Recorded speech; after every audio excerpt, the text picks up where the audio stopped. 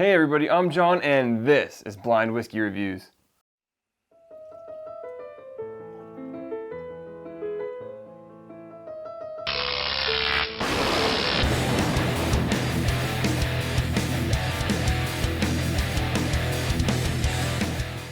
Hey everybody, and thank you so much for joining me today here on Blind Whiskey Reviews, the most honest reviews on YouTube. Today, we're doing yet another No Time Like the Present review where we crack open a brand new bottle of whiskey so I can tell you how that whiskey tastes straight out of the bottle, brand new, freshly opened, before we get to the blind review. And today I'm really excited to be bringing you Little Book Chapter 3, The Road Home. I've been really anticipating this release this year. I have bottles of the other two chapters of Little Book that I really want to crack on the channel as well. But this one I've been really excited for because it's the first Kentucky straight bourbon whiskey they've bottled. It's a blend of their entire small batch line at Jim Beam. This bottle contains, so let's read it off to you here.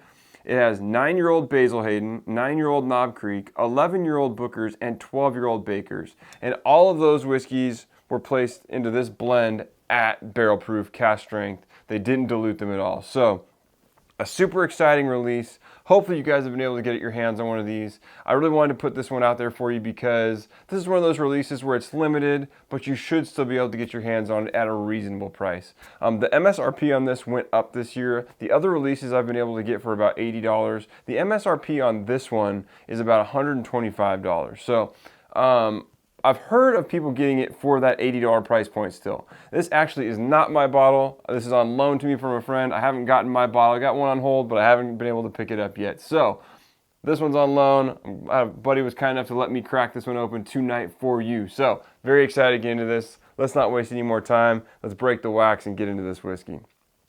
So as most of you have probably seen, it's kind of like the standard Booker's bottling, although it's got this gold badging on it with a little bit of wax.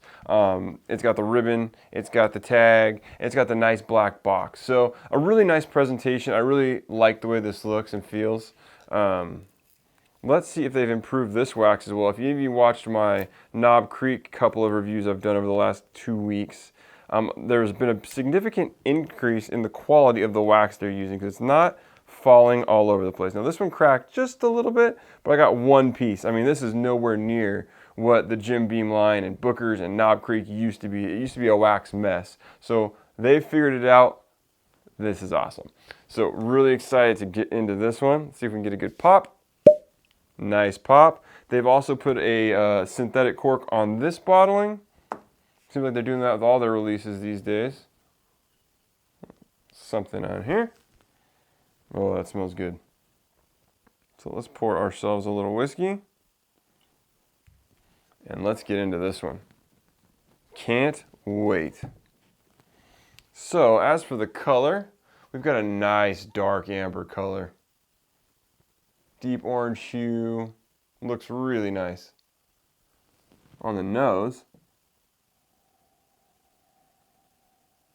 Surprisingly, the first smell I'm getting on this is like a light fruit.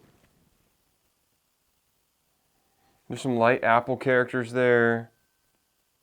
Some vanilla, a little bit of cinnamon. Obviously I just cracked this bottle, so we haven't, it definitely needs to open up a bit. But so far I'm not really getting that Jim Beam nutty character that I typically get on all their whiskeys.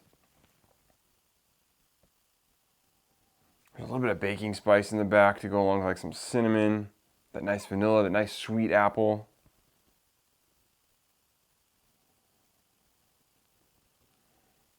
So far smells good. I don't think it's smelling quite as complex as I think it will after this opens up a little bit.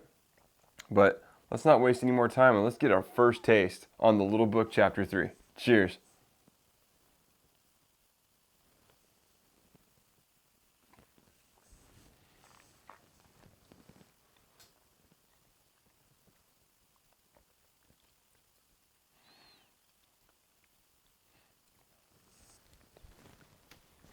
All right, first taste follows the nose pretty closely. I don't think I told you the proof on this. The proof on this is 122.6, 61.3% alcohol by volume. So pretty high proof. I mean, it definitely drinks warm. At first taste, you definitely can catch a little bit of that alcohol.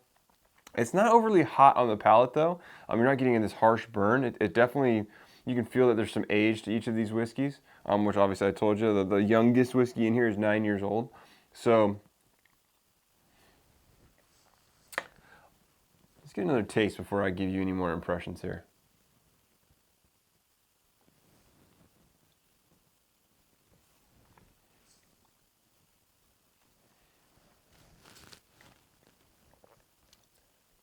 All right, second taste better than the first.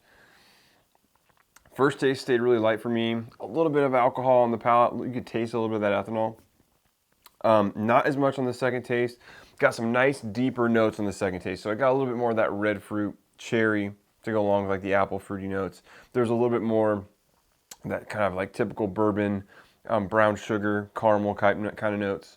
There is the faintest hint of that Jim Beam nutty character. So not super prevalent yet, but with the difference that there was from the first sip to the second sip, I think this is really going to develop with some airtime. So we'll get one more sip, get our last few notes here before we let this thing kind of marinate for a few minutes here and give you guys some notes after it's had a chance to breathe. Now, even the nose is opening up now.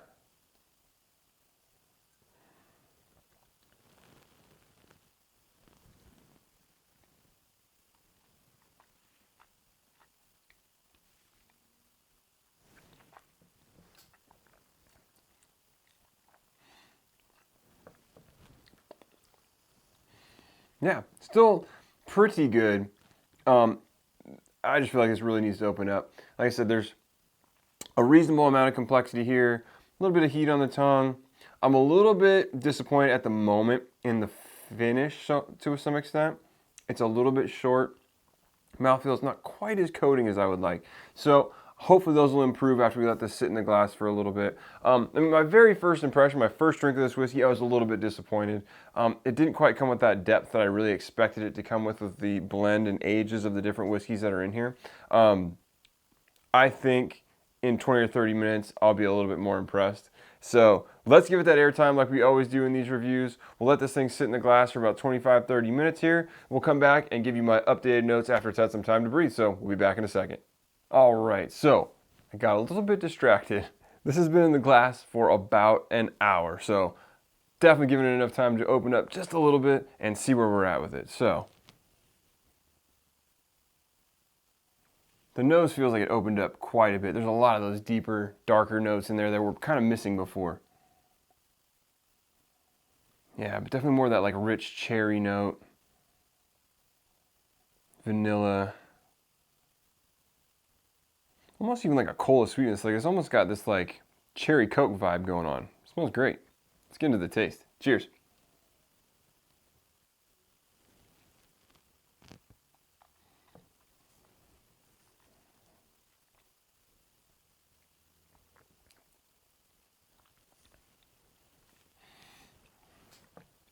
Definitely developed a bit. So we're definitely getting more of those deeper, darker notes I kind of described on the nose. We're also getting more of that Jim Beam kind of nutty character, that very like Jim Beam flavor. It's here. It was hiding a little bit before. It's definitely come forward now, which is great. I mean, like if you're drinking a Jim Beam product, you want it to taste like Jim Beam. So I'm not mad at that. I like that. Now, if you don't like Jim Beam, maybe your opinion's different. But for me, I enjoy that character, and I'm glad it's showing up more in this whiskey. Smells great now. Really improved on the nose.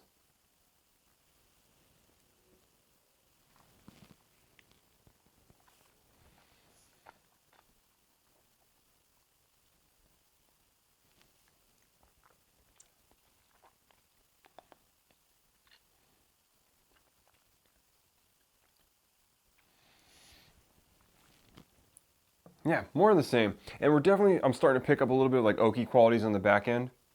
There's a little bit of bitterness. It's definitely some oak. You can kind of feel the vanilla coming from that oak. There's a little bit more herbal characters there as well. You're getting kind of like those cinnamon, nutmeg type spice characters on the back end, which taste great. I mean, the nose is really just fantastic at this point. And the palate is good. It's not quite where the nose is, though. If this palate catches up to where the nose is at now, this whiskey is going to be a mind blower. But for the time being, it's very solidly good. I still think there's a little bit of alcohol there on the palate. I mean, not in the mouthfeel so much, but you can taste the ethanol. So that's slightly taking away, I think, from some of the flavors that are here. And I think with some airtime, that's one of those characters that really kind of dissipates after a bit of time. So in a couple of months, I think this is going to be tasting really good. I have high hopes for it. Let's get one more taste.